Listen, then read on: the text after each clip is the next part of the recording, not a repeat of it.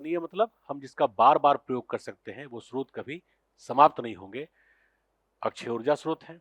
इसके अलावा वो प्रदूषण कारक भी नहीं है, अर्थात उनसे प्रदूषण भी नहीं होता है। लेकिन इनको हम पॉइंट वाइज समझें, चूंकि पीटी या मेंस के स्तर पर जब आप पॉइंट वाइज प्रेजेंटेशन देते हैं मेंस में तो अच्छे अंक आने की संभावनाएं होती हैं, और पीटी में भी एक क्लैरिटी होता है, कोई भी तथ्य पूछा गया है तो मैं इस पे अपना मत किस ओर रखूं, हाँ में या ना में। ठीक है, तो उसको उसी प्रकार से हम समझने का प्रयास करते हैं। जैसे ये आप एक चार्ट देखिए जिसमें अनवीकरणीय और नवीकरणीय ऊर्जा संसाधनों को मैंने चार्ट वाइज इंगित किया है, इंडिकेट किया है। जैसे पहले अनवीकरणीय को लेते हैं तो उनके स्रोत क्या क्या हैं, तो कोयला, पेट्रोल, डीजल, प्राकृतिक गैस, परमाणु ऊर्जा। अब इसके जो प्रकार हैं वो आपको मैंने बता ही दिया। जैसे प्राकृतिक गैस अर्थात नेचुरल गैस की बात करें तो उसमें सीएनजी आएगा, जिससे हम गाड़ियां चलाते हैं, एलपीजी इसको घर में हम यूज करते हैं खाना बनाने के लिए, वो सारे इसमें आ जाएंगे। मीथेन भी आ सकता है ना। नवीकरणीय में सौर ऊर्जा, जल विद्युत ऊर्जा, पवन ऊर्जा, भूतापीय ऊर्जा, तरंगीय ऊर्जा, ज्वारीय ऊर्जा या ओटीसी।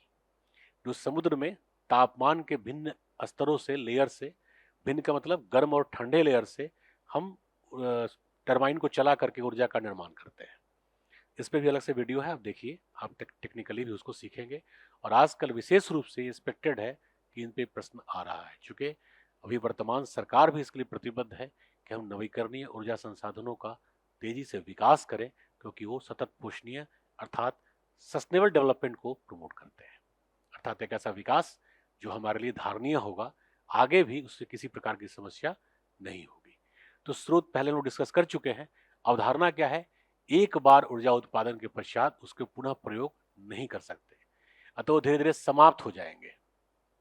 इसलिए इन्हें अनवीकरणीय या क्षय क्षय मतलब समापन वाला ऊर्जा स्रोत कहते हैं। इनके स्रोत बार बार सतत रूप से प्रयोग में लाए जा सकते हैं, अर्थात कभी भी ये समाप्त नहीं होंगे। इसीलिए ये अच्छे ऊर्जा के संसाधन हैं। तो पहला जो अंतर देखे स्रोत का देखे, दूसरा देखे इनकी अवधारणा क्या है। भंडार, ओबियसली जब हम अनवीकरणीय का लेंगे तो भंडार सीमित होगा, तभी तो ये समाप्त होंगे, जबकि ये असीमित होगा तभी ये समाप्त नहीं होंगे, है ना। पर्यावरण के लिए ओबियसली अनवीकरणीय हानिकारक होगा। जितनी भी पर्यावरणीय समस्याएं हैं उन सभी में अनवीकरणीय ऊर्जा संसाधनों का उपयोग ही हम देखते हैं, उन्हीं का प्रभाव देखते हैं। मैं फिर से रिपीट करता हूं, चाहे वो हरितगृह प्रभाव हो, भूमंडलीय तापन हो, एसिड रेन या अम्ल वर्षा हो, ओजोन क्षरण हो, यहां तक कि जलवायु परिवर्तन हो, और भी जो समस्याएं हैं, इवन मृदा का प्रदूषण हो, वायु का प्रदूषण हो, जल का प्रदूषण हो, इन सब में इनका हम प्रभाव देखते हैं। अब अगर हम इधर आए नवीकरणीय वाले में, तो पर्यावरण मित्र सदृश हैं, अर्थात ये सस्टेनेबल डेवलपमेंट, धारणीय विकास, सतत विकास को प्रमोट करते हैं। तो इस पे पीटीआई मेंस में ऐसे भी आप तैयार करते हैं।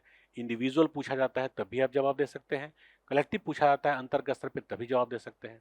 थोड़ा इस पर भी हम चर्चा करेंगे कि आखिर किसी को सपोर्ट करना है तो क्यों करना है। इसके और भी कुछ पॉइंट्स हैं जिनको हमें समझना चाहिए, और इस प्रकार से हमें याद भी शीघ्र हो जाएगा, जल्दी हो जाएगा। जैसे नवीकरणीय और अनवीकरणीय में कॉलम उपयोग तो तुलनात्मक रूप से कठिन होता है।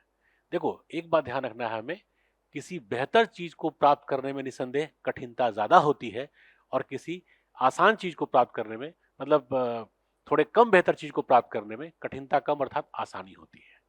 कहते हैं ना कि शॉर्टकट जो होता है वो कई प्रकार की समस्याएं भी पैदा करता है। तो जो नवीकरणीय ऊर्जा के स्रोत हैं उनकी तकनीकी वैश्विक स्तर पर बहुत बेहतर उपलब्ध अभी भी नहीं है। सोच चल रहा है भारत में भी और विश्व के जो अन्य राष्ट्र हैं उनके यहाँ भी।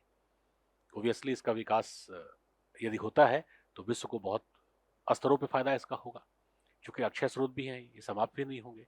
लेकिन ये जो है ये सरल और सहज इसलिए है क्योंकि ये उपलब्ध है। जैसे कोयला यदि उपलब्ध है तो उसका प्रयोग गांव में भी हो जाता है। आज गांव के किसी व्यक्ति को बताना या सिखाना नहीं पड़ता कि लकड़ी जला के खाना कैसे बनाते हैं या कोयला जला के खाना कैसे बनाते हैं या किसी प्रकार से भी।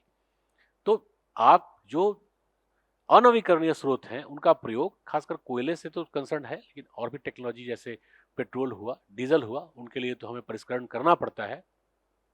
इसके बावजूद वो सरल है, सहज है। ठीक है, दूसरे स्तर पे आए पूंजी निवेश, तो ओबियसली चूंकि इसमें टेक्नोलॉजी का विकास अधिक होगा इसलिए ध्यान रखिएगा। अभी अगर हम बात करें करेंटली, जब तक कि हमने टेक्नोलॉजी का विकास नहीं किया है तब तक पूंजी का निवेश ज्यादा होगा, लेकिन भविष्य में नगण्य हो जाएगा। ये क्यों होगा नगण्य? क्योंकि एक बार यदि हमने इसका विकास कर लिया तो ये जल्दी खराब भी नहीं होते। जैसे हम भाखड़ा नगर डैम की बात करें या चरखी या कहीं भी जो शिव समुद्रम परियोजना ही है, एक बार जो टरबाइन बनाया गया है जल विद्युत परियोजना की प्रक्रिया में या उसके विकास के लिए, वो जल्दी खराब नहीं होता। जबकि वही ताप विद्युत में जो टरबाइन बनाया जाता है उसके ब्लेड्स बहुत जल्दी खराब हो जाते हैं, अर्थात 5 से 7 साल के अंदर उन ब्लेड्स को, जो टरबाइन के ब्लेड्स होते हैं, उनको बदलना पड़ता है। तो ऑब्वियसली उसमें निरंतर खर्चा भी होगा। हालांकि वो सरल है, सहज है, लेकिन यदि हम क्षय ऊर्जा के बजाय अक्षय ऊर्जा अर्थात जो नवीकरणीय ऊर्जा के स्रोत है उनका विकास करें तो भविष्य में नगण्य खर्चा वाला होगा, लेकिन तत्काल उसमें पूंजी निवेश की आवश्यकता ज्यादा होगी। इधर देखेंगे तो मध्यम होगा, हालांकि ये मध्यम हमेशा रहेगा, इसमें अभी ज्यादा होगा, बाद में नगण्य हो जाएगा। हरितगृह प्रभाव इससे नहीं होगा। अब देखो जितनी प्रकार की मैंने समस्याएं बताई थी ना, जैसे ग्रीन हाउस इफेक्ट नवीकरणीय से नहीं होगा, अनवीकरणीय से होगा। अब नवीकरणीय और अनवीकरणीय तो आप समझ चुके होंगे, है ना। भूमंडलीय तापन इससे नहीं होगा, उससे होगा। अम्ल वर्षा नवीकरणीय से नहीं होगा, अनवीकरणीय से होगा। ओजोन क्षरण नवीकरणीय से नहीं होगा, अनवीकरणीय से होगा। विविध प्रकार के प्रदूषण इससे नहीं होगा, उससे होगा। जलवायु परिवर्तन इससे नहीं होगा, उससे होगा। अर्थात सतत पोषणीय विकास नवीकरणीय ऊर्जा संसाधन से ही संभव हो सकता है, कभी भी अनवीकरणीय से संभव नहीं होगा। अब इस प्रकार से यदि चार्ट के अंतर्गत आप समझते हैं तो न केवल चीजें आपको बड़े सरलता से याद हो जाएंगी, बल्कि आप उसको बेहतर प्रकार से संप्रेषित करने में भी सक्षम होंगे। मुख्य परीक्षा में इससे आपको बेहतर अंक भी आ सकता है। तो प्रेजेंटेशन अर्थात जिसको प्रस्तुतिकरण हम कहते हैं, प्रस्तुतिकरण के अंतर्गत आप इस प्रकार का प्रेजेंटेशन रखें तो थोड़ा बेहतर आई कैचिंग होगा या इंप्रेसिव होगा, है ना, और याद करना भी आसान होगा।